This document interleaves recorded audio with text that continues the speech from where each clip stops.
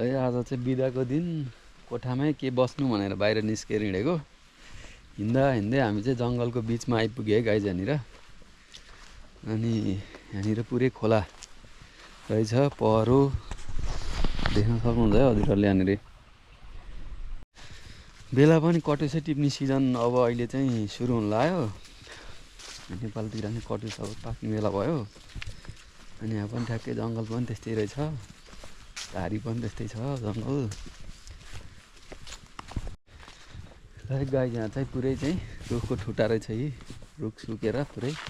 हाम्रोतिर भयो दाउरा बनाउनु लगिसक्थे सबैले, यहाँ चाहिँ लानु पाइँदैन, त्यो भएर हो त्यो रहेको। हाम्रोतिर भयो हेर्नु यहाँनिर पुरै दाउराहरू सब चाहिँ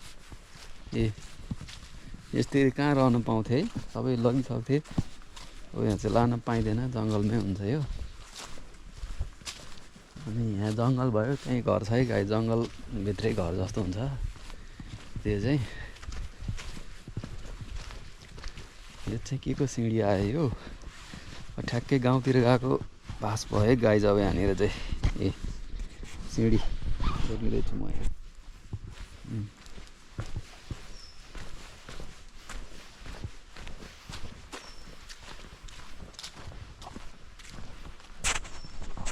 यस्तो चाहिँ ट्याक्कै लामटारी गएको अनुभव भयो गाई चाहिँ मलाई चाहिँ।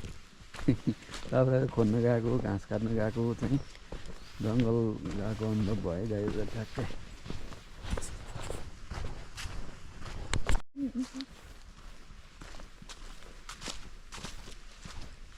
ओहो हामी त हिँड्दा हिँड्दै भिरमा पो आइपुग्नु लाग्यो त हौ। अमेजन जङ्गल है। ए कतै बाघ त भेटिन्न नि फेरि। ल गाई यहाँ पनि मैले अघि पनि भन्दै थिएँ के अरे काठको सिँढी हुन्छ भनेर, यहाँ पनि काठकै सिँढी रहेछ। अनि यता बार चाहिँ फलामको रहेछ।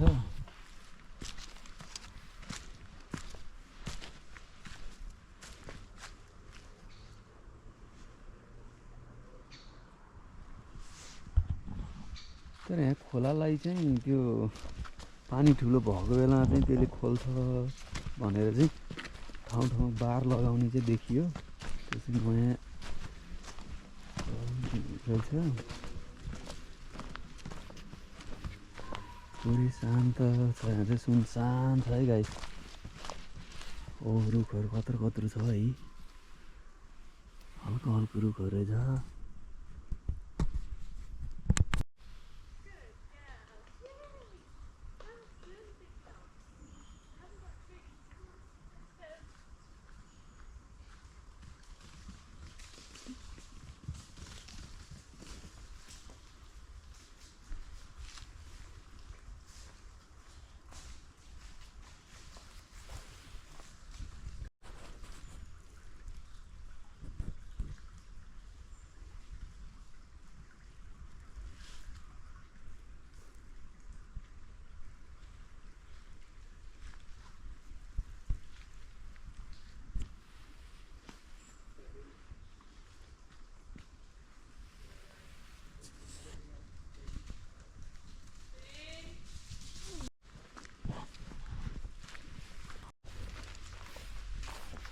हामी चाहिँ टिकौली जङ्गलमा है गाई, टिकौली जङ्गलमा अहिले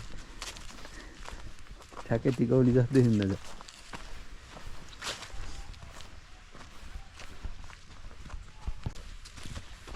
आज हामी त्यही यतातिर आएको छौँ है गाईजी, जङ्गलतिर, जङ्गल सफारी।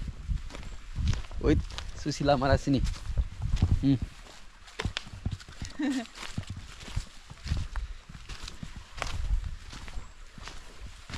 कति राम्रो ठाउँ हो। ओहो यहाँ त कति अन्धकार देखियो हौ।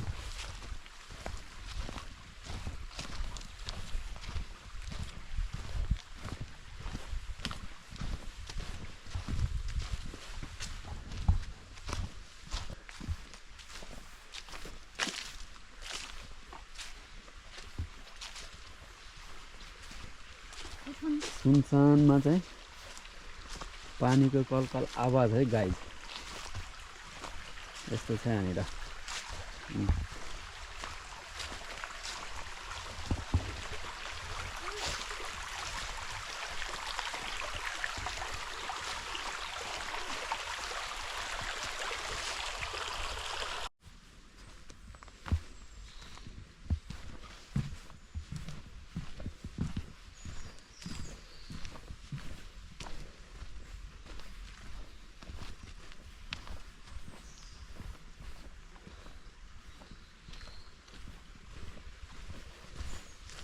चिप्लो छ है बाटो चाहिँ। फेरि हाम्रो सिट बिगार्ने रास्ता चाहिँ कहिले घाम नलाग्ने सिट पछि उभाउँदै नआउनु जस्तो रहेछ। बाटो चाहिँ चिप्लो खालि रमाइलो चाहिँ भयो आज।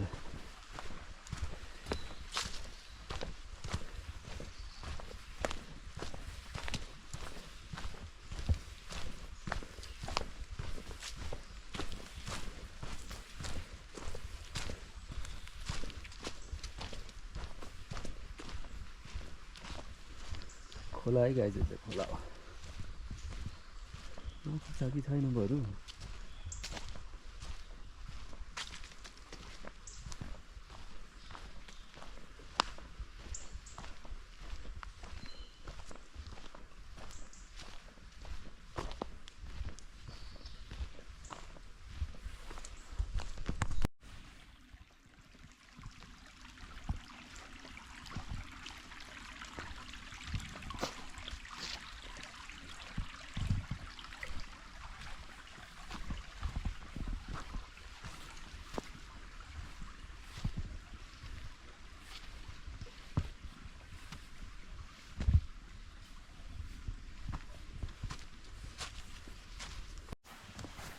पुलमा गाई जाने पुलमा।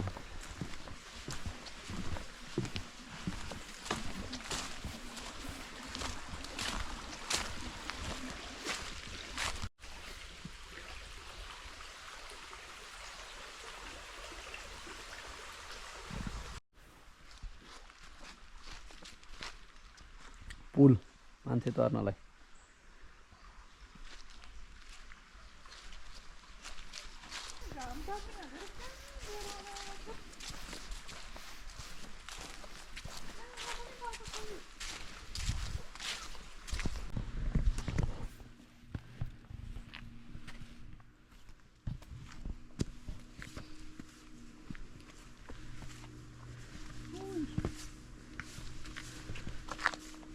उकालासी खुट्टाले थाहा पाइहाल्ने हो।